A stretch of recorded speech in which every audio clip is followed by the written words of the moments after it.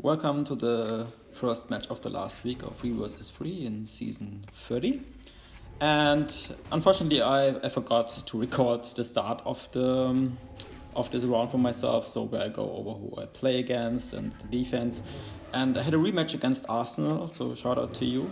And he set a very tough defense, and I was attacking the south wall first. Again, array with Armorer and Hoda. And I went back to my old Ray counter, which, as you can see, is Ray Basti Hoda, which I kind of prefer because you have, over all the others, because you have ability block from Basti and also like offense up and all the shenanigans. You can potentially stun people.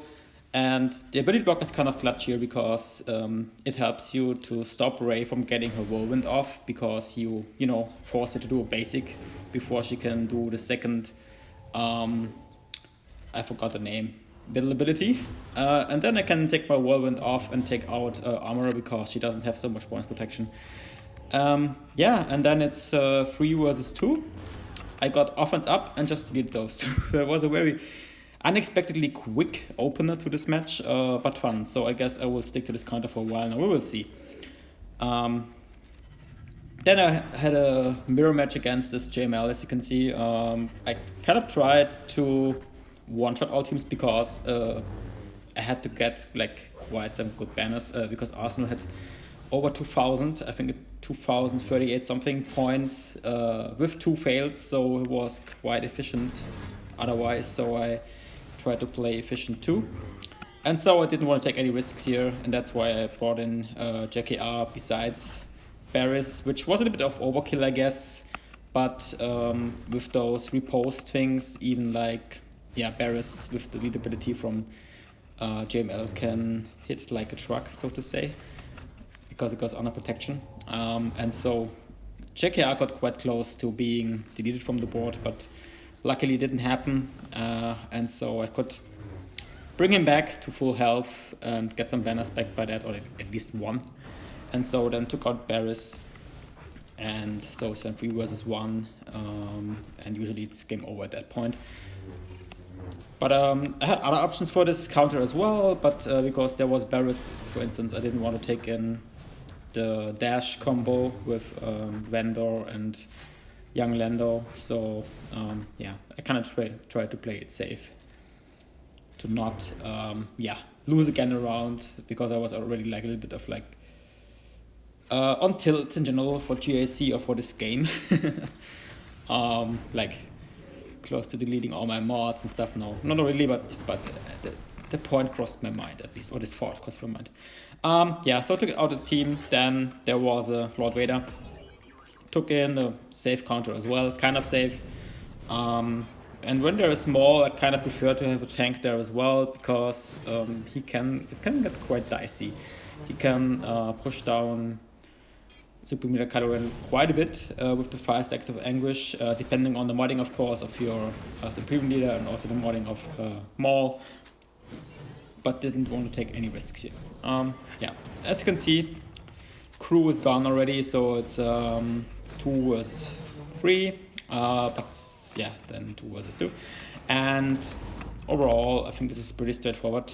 This counter, just make sure you get to your ultimate and swipe as often as you can, preferably on the stunned, if there's a stun available characters, and then just like take them out. Overall, sometimes you have to juggle a little bit when to go in ult. Like here, I kind of was waiting a little bit for Lord Vader going into ult, so I tried to get some swipes in and some pokes before he got into his ult, before he stacked his own like stats, so I could at least get some more stacking of my stats going before I go into ult, to then even faster stack them with the swipes. And then those 3 ult turns are gone quite quickly, and now it's coming down to just deleting Lord Vader here, which is almost happening there. I think this is the hit, and so 51 bad banners, of course, but at least it was a one-shot. Then there was this Starkiller comp. I think you can use C with Watt here as well, or maybe even C solo. Not 100% sure on the solo. Could get dicey, I guess. And so I just brought in Malak because it generally like makes it easier versus the Palpatine comp, so that they don't get too much turn meter and kind of blast you out of the water. And you want to link Mara Jade and Starkiller. Starkiller because you want to, reduce his damage output because he can't crit, and Mara Jade because she still takes quite a lot of turns. So that helps to get them to out, then you delete them, and then you can delete Palpatine. Again, might be an option to do it when the solo, but yeah, have to try it out at some point. As you can see, I also use a Datacron here, but usually the Datacrons I use is just like 1% health or like 10% tenacity, stuff like that. I have nothing good. And the good ones I have usually I use on defense, but the results are varying. Yeah, then there was this comp Malgus, Malak, and Talon. So use Starkiller here, even though Malak, like I said before, negates the turn meter gain for Sith, so for AP in this case, but still is quite a good comp. And the focus here was Talon first, so she doesn't help Malgus to survive by reviving him or by bringing him back. And then we just trying to take out those two tanks, which is a bit dicey because there's fear involved at times. And I don't really have a tank here, which is also a bit of a problem because, as you can see, Pulp getting all the heat, and because he was shocked, the Star Killer move, the ultimate, didn't really heal him, which was my bad because it didn't pay that much attention. I just wanted to get rid of Malak there. But also, I guess now he's getting back into better health, and so it was like 45 banners, at least something. Then I think I'm already at the back wall, but if I'm not mistaken, and there was a Rudders team, and yeah, I think I said it before and I can say it again. So this CLS team, which used to be a staple for defense, now becoming a staple for offense already the last season, and it kind of, for me, is a hard counter against Rudders. Just kill them. Then there was an interesting Saudi team with C3PO and 2PO. Interesting in that sense that you're kind of forced to hit Saudi, and you still have like those passive protection regains, blind and all that stuff from 2PO, but still it's not really a challenge for Wampa. It could be if, I don't know, if you don't have like high relics on Wampa. Not that he would get killed, I don't think that would happen, depending on the modding of course, but I think stacking damage is the problem here. So you have to stack damage by roaring, just to take out the sides with an AoE here. And as you can see, getting close, but then again, they will come back, or at least like the weaker one will come back, but then Wampa can take them out. And so overall, it's a nice idea, it's an interesting team, but for Wampa it's not really a problem. Yeah, so the only thing that is a little bit annoying here is if you're a fan of manual playing the game, especially like when you're using an emulator, it could time out, like with mouse clicks and mouse movement, blah blah blah.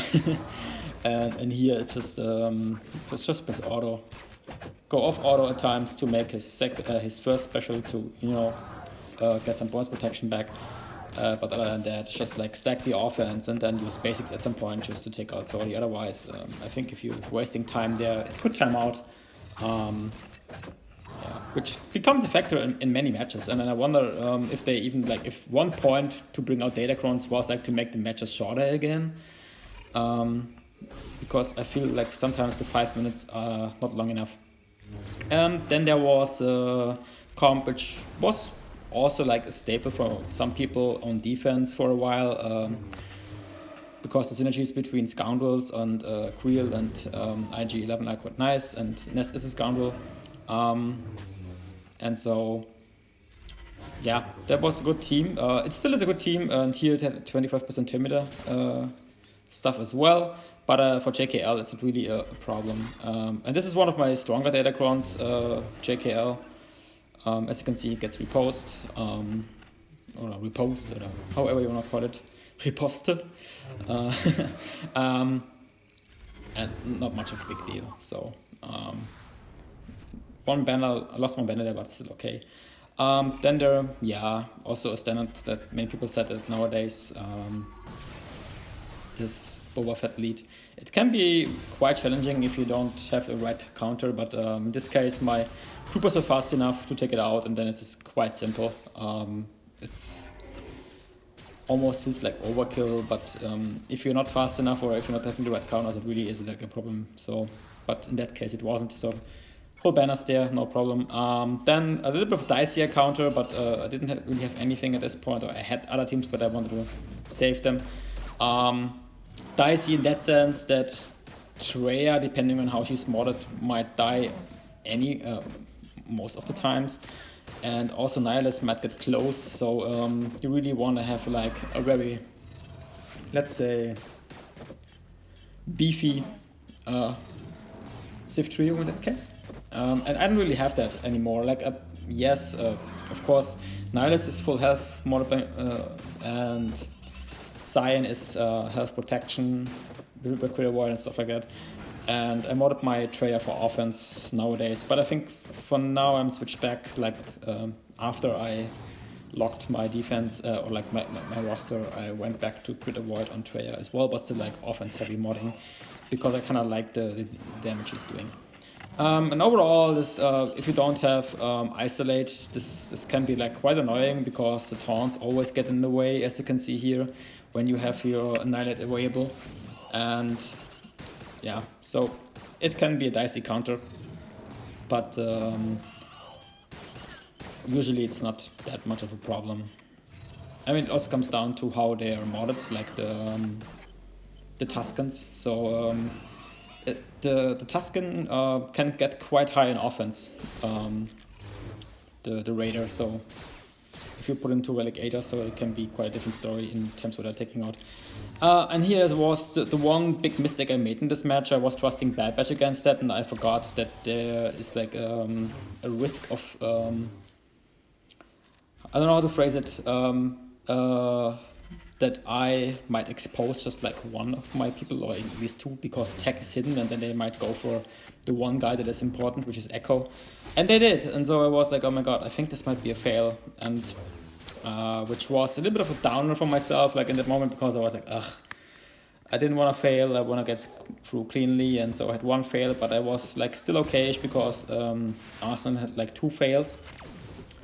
And so I then went in, okay, go to the next team, take something I know, versus this previous team. And they had a Datacron, which I didn't think would cause much problems, but in the end I might have been wrong here. I should have taken in, potentially should have taken in Night Sisters, because I always found the Mon Mothma counter not to be dicey, but a little bit like annoying in a way, because it takes so long, and it's just like, ugh. It feels like dragging yourself through the mud. And here I might have made a mistake by healing, but it wasn't really, going well anyway, so I lost. And so I took in the counter which I had in mind in the first place, which is Night Sisters. And you don't have to use Zombie, I just used her because I thought, why not? You can also take Spirit, the other guy, the other girl, which is weird looking. Spirit or Zombie, both is fine. In this case I used Zombie. So 2 failed, so we were kind of even. So when I had to play very efficient and essentially one-shot everything else to win the match. And I was kind of like demotivated at this point, but which was a little bit like, again, coming down to that I felt challenged by the game at the moment, my motivation to keep playing. But as you can see, Iden versus Mon Mothma or Iden versus Rebels in general is like a very stable counter, very safe counter. So no problem there. Then I had a solo for Lord Vader against these guys. Interesting comp. I think there also was a Datacron level 9 for Ezra. And overall, I don't know. A lot of people have geared Ezra, myself included, but I think he's still a disappointing damage dealer, at least nowadays. I don't know. It's rarely for me that he is like one of the characters that make a difference. I just have him because you might need Jedi attackers, but he is not really that good as he gets credit, or people give him benefit of the doubt. You know, like, oh, he might be good, but no, he's not, in my opinion at least. And I'm not saying this because I'm getting pulled banners here, but because from my experience of using him on offense, even though he's Relic 8 for me, I think. Or Relic 7, no, it's Relic 8. Then back to this a little bit annoying team.